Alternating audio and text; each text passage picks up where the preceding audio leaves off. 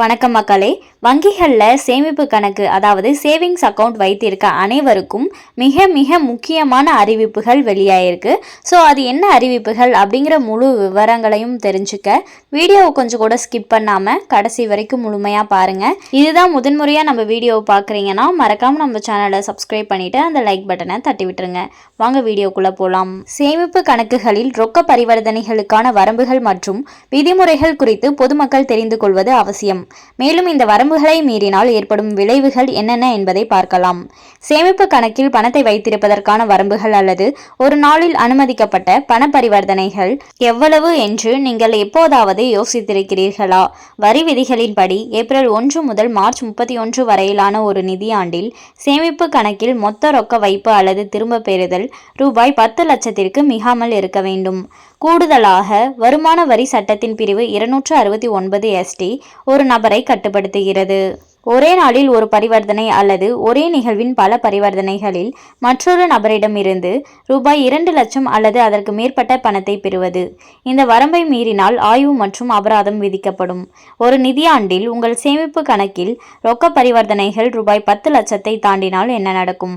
அத்தகைய எந்த நடவடிக்கையும் அதிக மதிப்புள்ள பரிவர்த்தனையாக தகுதி பெறுகிறது. வருமான வரி சட்டத்தின் பிரிவு 114B கீழ் இதுபோன்ற நிகழ்வுகள் குறித்து வருமான வரித்துறைக்கு அறிவிக்க நிதி நிறுவனங்கள் கடமைப்பட்டுள்ளன. மேலும் ஒரே நாளில் ரூபாய் 50,000ற்கு மேல் ரொக்கமாக டெபாசிட் செய்தால் உங்கள் பேன் கார்டை கட்டாயம் சமர்ப்பிக்க வேண்டும். உங்களிடம் பேன் இல்லையெனில் படிவம் 60 அல்லது 61ஐ மாற்றாக சமர்ப்பிக்கலாம்.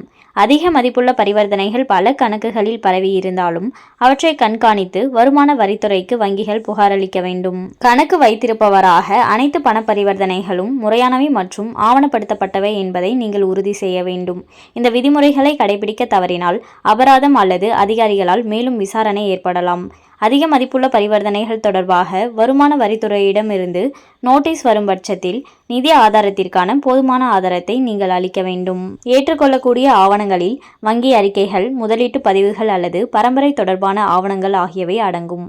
எப்படி தொடர்வது என்பது பற்றி உங்களுக்கு நிச்சயமற்றதாக இருந்தால் ஒரு தொழில்முறை வரி ஆலோசகரிடம் கலந்தாலோசிப்பது செயல்முறையின் மூலம் உங்களுக்கு வழிகாட்டும் மற்றும் சட்ட தேவைகளுக்கு இணங்குவதை உறுதி செய்யும்.